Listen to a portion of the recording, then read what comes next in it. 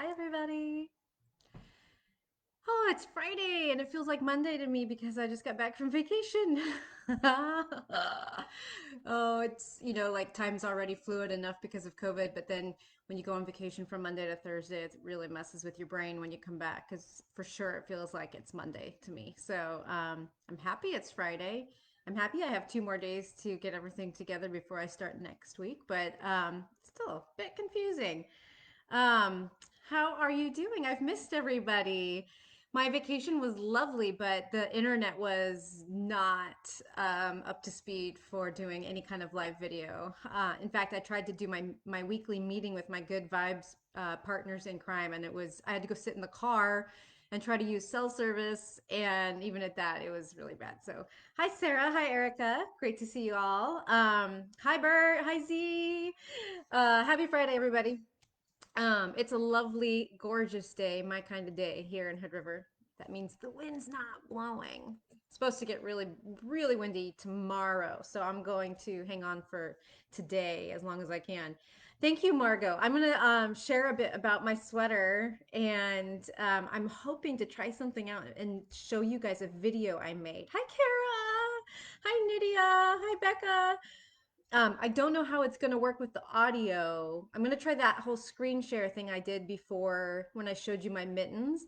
But this is a video I made, and um, I just am not sure how Facebook is going to take the audio or if it will take the audio as I play it from a screen share. But we'll try because I did a little cool video of my Jenny at the fair, um, the steeking portion of it. So I wanted to share that with you guys. Hi, Diane. Hi, Terry. Terry's here and on time, she says. Oh, so I hope you all had a lovely week. Surprisingly, I did not do as much knitting as I always think I'm gonna knit everything on vacation. I feel like anyways, I didn't hardly knit anything. I took my social distancing shawl. That was the primary thing I was trying to work on and finish, and I did that in the car on the way down and back. But that is too big and cumbersome to deal with at the beach. And it was actually really warm and lovely at the beach, just a smidge windy for our second day. And we spent most of the day, down there. And so it was not conducive to getting a lot of knitting done. I took a sock and I started to heal, but I mean, really uneventful. And I did work on my social distancing a little bit more, but oh my gosh, you guys, you know how when you're working on something you really need to finish or want to finish and you have a long ways to go and you measure it and you're like, all right, I have X inches left. And then you work for hours again, and you measure and you're at the same measurement. What is that? How does this even happen? Like, I guess it's wishful measuring at the first measurement. I don't know, but it is the most aggravating. So that's what I feel like is happening right now with my social distancing shawl. I have been 12 inches from the end for 12 inches. I cannot get past every time I'm folding it in half to measure it because I know it needs to be 6 feet, and it's really hard to lay something out accurately without jostling it, etc., and get it to 6 feet. So I'm folding it in half and taking the measurement, and I have been at the same. I've been at 30 inches forever for hours of knitting. So either there's this weird vortex involving my tape measure. That's possible, I guess, or I'm just not measuring very accurately, or I'm wishfully wishing it was much further along than it actually is. And ugh, hi Carrie. Anyways, not a lot of knitting to report for my week, but let's talk about Jenny at the fair. So, I think most of you probably saw my picture on the beach. I finished her Monday morning, sewed those buttons on, and I steeked on Sunday, blocked, and I was able to take it because I knew that that would be a really great place to try to get a picture of that sweater. So, let's see, what should I start with? Okay, I'm going to start with the video. I'm going to try this. I'm going to try, I won't be able to see the comments. Yeah, that's right. Uh, I don't know. I don't know how this will work. I'm going to go for this. What? Now I can't screen share. It's showing me grayed out. This has worked in the past, so why doesn't this work now? None of these options are clickable. They're all with the little red prohibited sign. What's the dealio, Facebook? God, they change this stuff up on the daily and it makes me so mad. Huh. I'm using my camera. I'm doing everything like I was before. Except this time, it's all grayed out. Dang it! I really wanted to show you guys this video and or some pictures. I've got my sweater here. I'll just have to show it to you in the midst of this stream. Sorry guys, I'm just like digging around, just making sure I'm not missing a setting. Why is this? Eh. Um, frustrating. Viewing? No. Okay. All right, so I can't show it to you. I can't even screen share a still photo like I did that day. Was it just magic that I was able to make that happen that day? um, okay, I know. I'll post it in Unraveled. How's that? I will post the video I made of my steeking process in the Not Another Hat Unraveled group as soon as I'm off of this video. So you guys can go and watch it, okay? And then I'll come back to this video's comments and post a link to that video also. But for now, I'll just kind of like make do with showing here. So I've got my sweater here. There's those awesome wood buttons. Um, oh, aren't they great? They just worked out so well. So I had to do some modifications because this called for 5 larger buttons and I wanted to use 7 of these smaller buttons. And so I just changed the 1 row buttonhole size from 3 stitches to 2 stitches wide.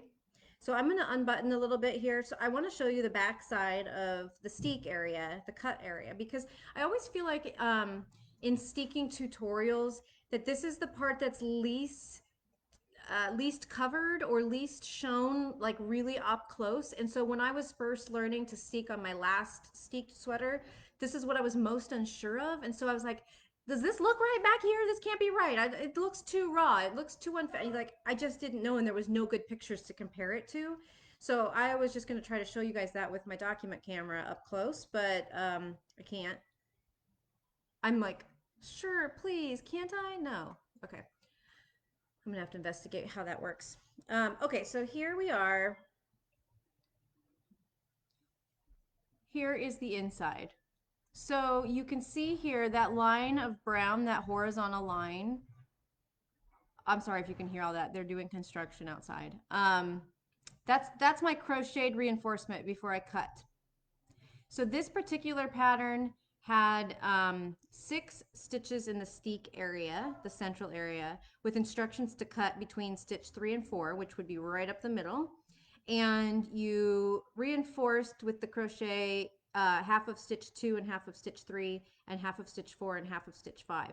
And then the instructions for this had you pick up your band right along the last stitch of the official sweater motif and the first steek. So there is a bit of a selvage here. I know Marie's Knit Camp video had you picking up actually in that area right here, closer to the true edge, and that's not what this designer asked for. So being that this is only the second time I've steeked a garment, I wanted to follow the instructions that were given to me. So there is a selvage here that is basically 3 stitches wide. And you can see some of it right here near the top. And then there's my reinforcement that's eating up stitch 2 and 3. And then stitch 3 got cut right next to it. And so there's my raw edge right here. Isn't that interesting? It was so much smoother than I ever could have anticipated. Marie's video in Knit Camp, oh, right there. That's worth the entire year of Knit Camp, in my humble opinion. Here's the inside of the sweater. I love the wrong side of color work. I love it so much. This is just, oh, did that get, that looks like it got pulled. I'll go fix that from the other side. It looks like I got a little snag right here. But yeah, I love the inside of color work. When you're holding your yarns in two different hands and keeping them from getting twisted around each other, it makes a very clean, neat inside, and it's almost as pretty as the outside. Beverly said, my rep that was doing this too, she's like, I don't know. Sometimes I think I like my inside better than my outside. I can relate to that feeling. So yeah, there she was, Jenny at the fair, and she's got these cute little pockets right here with a contrast color inside, which I just love. And so be sure to go and check in a few minutes after we get off this video.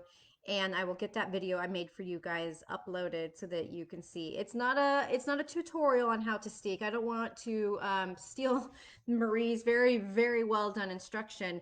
It's more just like an overview where you can see me working through it, and then I kind of do some fast forwarding as you know the slog of all of the crochet and stuff like that, and then you see me cut the real exciting part where the scissors come out. So anyways, if you've been having reservations about doing a pattern that is steeked, I can't tell you enough how much I believe you need to build a bridge and get over it, because it is not as scary as it looks. And as long as you're using really great yarn, it is absolutely manageable. And a sewing machine is not required, which is what I always used to think. So, yeah, super fun, super fun. And the button band went fast. It was just like this was a great project from start to finish. Mary Jane Mucklestone is a great designer. So thank you, Sandy Blue. Sandy says it looks great. Sandy knows Mary Jane and is one of my amazing yarn reps as well. So it's good to see you, Sandy. The Diane says the knit camp steek video was super in her first time to steek, and she did it. Yeah, that video, Marie makes it clear as day what you are supposed to do. So it was really nice to just very clearly see each step along the way. The instructions in this pattern were very clear as well. And it was the same method that Marie describes, which made it handy. But it's always just a little bit better to have that extra visual aid of seeing it in action and not just printed on the page. I happen to be of the learning style that can do very well by following printed instructions with words, but I know everybody's got a different learning style, and having that visual backup is really nice. So yeah, that was that.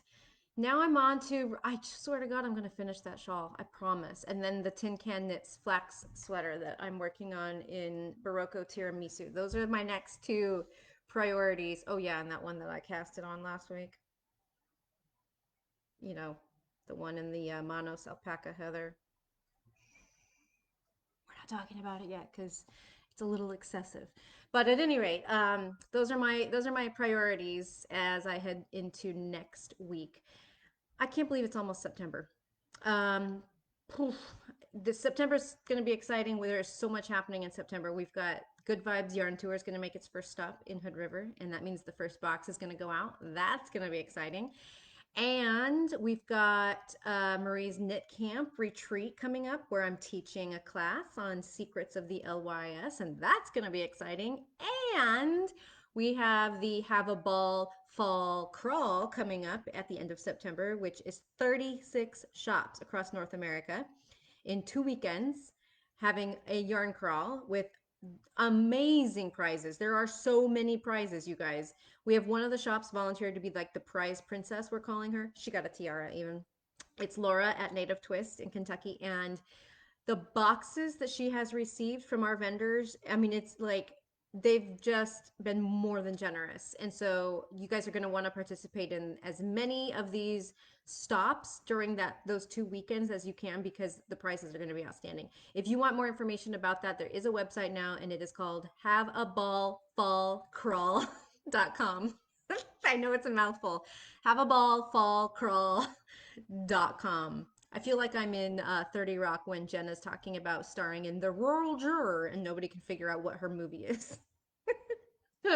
Which is a total inside joke if you watch 30 Rock. And if you haven't watched 30 Rock, then that made no sense to you. But Amber, any idea when we should be watching for the Good Vibe shipments? Yes. Okay, so what we hoped to do was ship the boxes for the first stop on the 1st of September, which would be Tuesday. And that is still the plan. We have one piece, one component that has not arrived yet. And So I'm breathing down the necks of the people who are making it. I'm trying not to give anything away. To make sure that it gets here by Tuesday so that we can prep and box and ship all of them on Tuesday. If it's hung up, it could end up that we end up shipping on like the 2nd of September. But either way, it's going to ship by Tuesday or Wednesday of next week. And it's shipping priority. So it should be to all of you.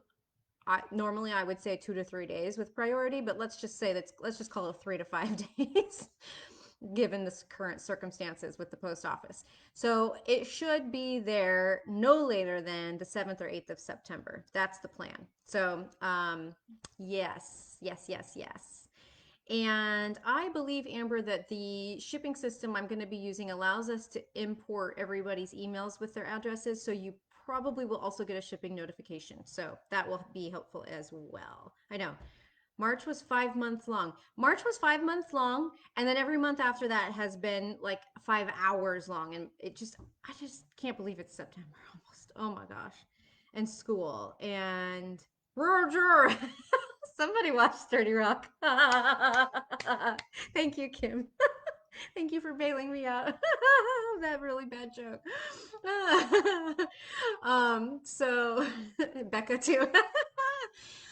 So that's the update, yes, on the Good Vibes yarn tour. And if you are a Good Vibes person and you did not get your little envelope in the mail from us with the little goodie inside, I want you to reach out to me because that was kind of a good test run of all the addresses, which we just copied and pasted from your registration. So if you did not receive that yet, reach out and let us know so that we make sure the address is 100% correct before the big box goes out. So, all right, ladies and gentlemen, it's been really lovely to talk with you all again after not seeing you on Tuesday like normal. So I hope you all have a lovely weekend and go watch for that video. I'm going to go post it immediately here right when I click end. My little steeking overview for Jenny at the fair. It's entertaining in the least. So, all right, everybody, have a great weekend and stay safe and stay healthy and wear those masks. Bye.